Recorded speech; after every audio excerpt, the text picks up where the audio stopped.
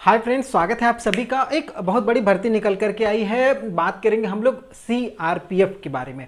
जी हाँ, केंद्रीय reserve police बल के तहत ये भर्ती निकाली गई है। आप सभी को पता है कि ये जो डिपार्टमेंट है सीआरपीएफ गृह मंत्रालय के अंतर्गत आता है। इनका काम होता है कानून व्यवस्था के साथ साथ आतंकवाद को भी रोकना, और ये अपने आप में सबसे बड़ी एक संस्था है सीआरपीएफ।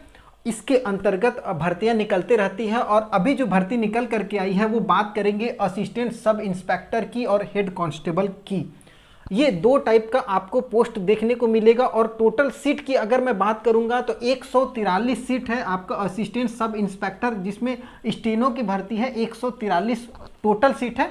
किस कैटेगरी में कितना कितना सीट है वो आगे मैं बात करूंगा। एजुकेशन कितना है, सिलेक्शन प्रोसेस कैसे होने वाला, A to Z 2023 भर्तियों का दौर है। अगर इसमें आपने चूक किया, मिस्टेक किया, तो फिर कोई चांस नहीं है, कोई भी मौका नहीं है। इसलिए हम आपसे कह रहे हैं कि अभी भी समय है। अगर रजाई में घुसे हुए हैं तो वहाँ से निकलिए, नोटिफिकेशन को ध्यान से देखिए, समझिए। और अगर आप किसी कारणवश एसएससी जीडी के लिए एलिजिबल नहीं थे तो ये आपके लिए बेहतरीन मौका है। क्योंकि यार यहाँ पर जो भर्ती है बहुत बड़ी भर्ती निकल करके आई है 2023 की।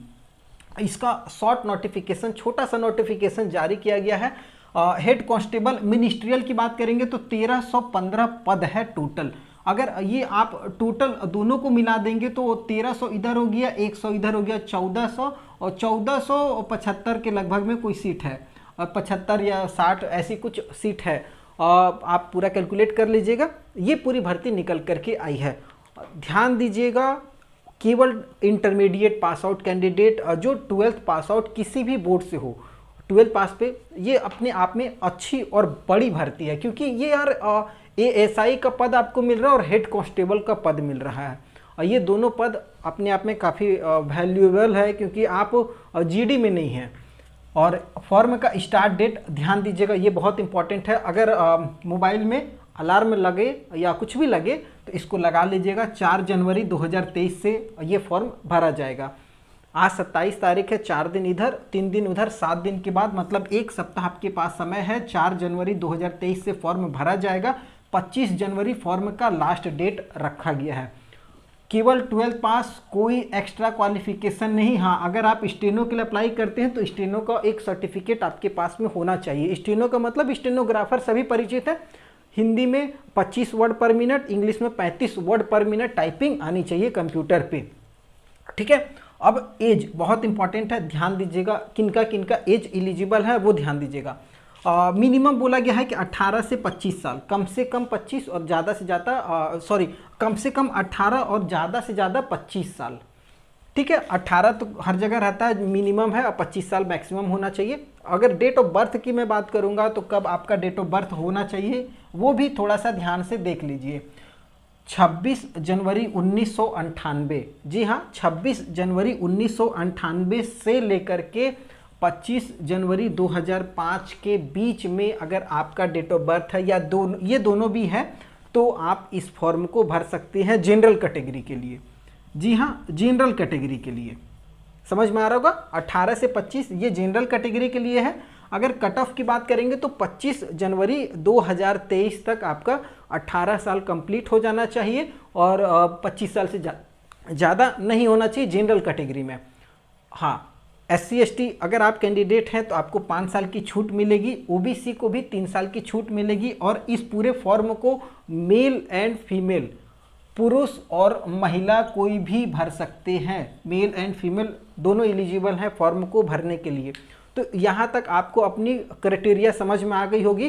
12th पास होना चाहिए, 18 से 25 साल एज होनी चाहिए, और आप इस फॉर्म को भर सकते हैं।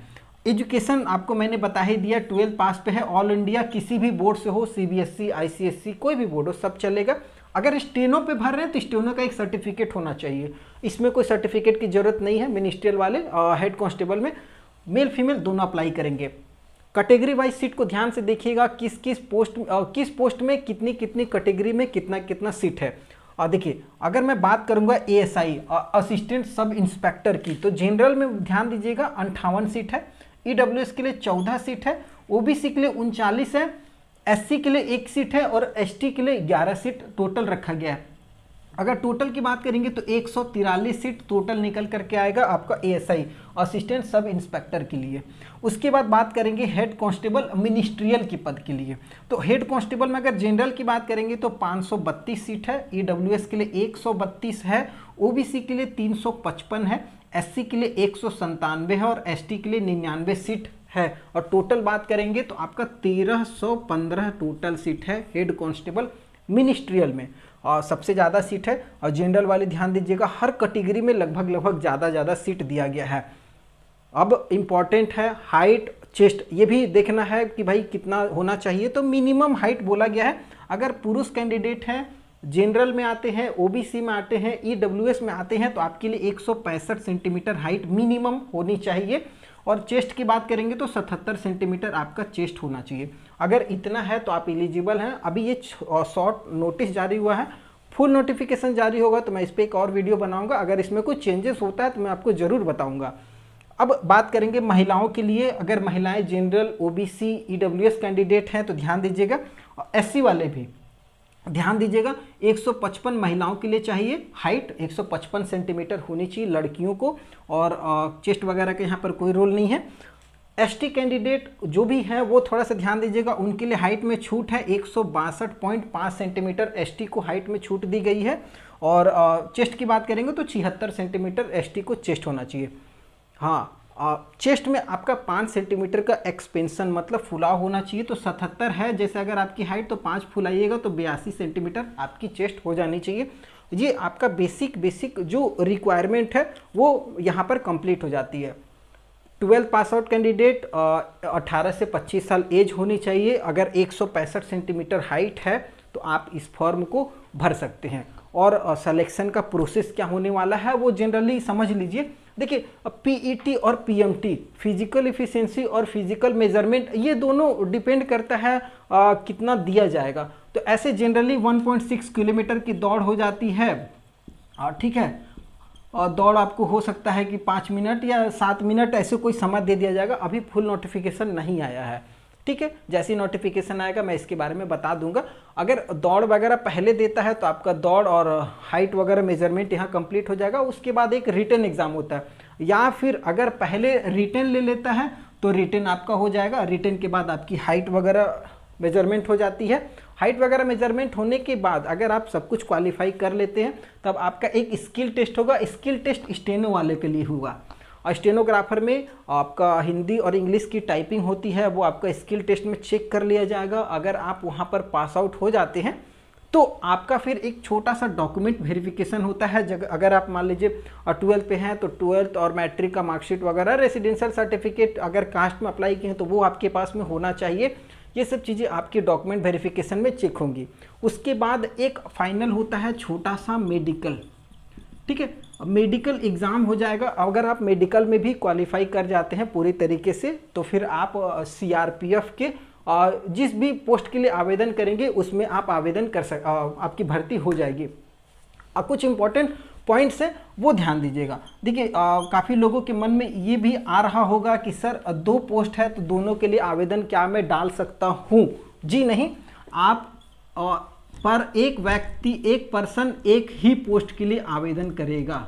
जी हाँ, एक व्यक्ति एक ही पोस्ट के लिए आवेदन करेगा। एक से ज़्यादा अगर वो आवेदन करता है तो उसका फॉर्म रिजेक्ट होगा, या एक से ज़्यादा 2 पोस्ट के लिए आवेदन करता है, अगर वो दोनों पोस्ट के लिए आवेदन करता है तो भी उसका फॉर्म रिजेक्ट होगा। अगर आप एक हैं तो एक ही पोस्ट के लिए आवेदन कीजिए। फॉर्म फी की बात करेंगे तो मात्र 100 रुपये यहाँ पर जनरल, ओबीसी, ईडब्ल्यूएस को लगेगा। एससी, एसटी और फीमेल हो सकता है कि फ्री होगा, फ्री है, बहुत कम है फॉर्म फी।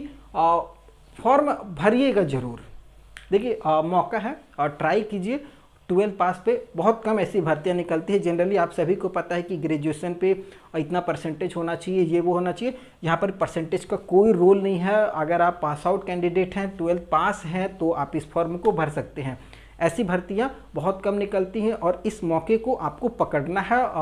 अगर आपने पकड़ा तो आपकी जॉब कंफर्म हो जाएगी। और इन सभी का जो सबसे अच्छा चीज़ होता है ना, टाइम टू टाइम आपकी ज्वाइनिंग होती है, समय पे आपका एग्ज़ाम हो जाएगा।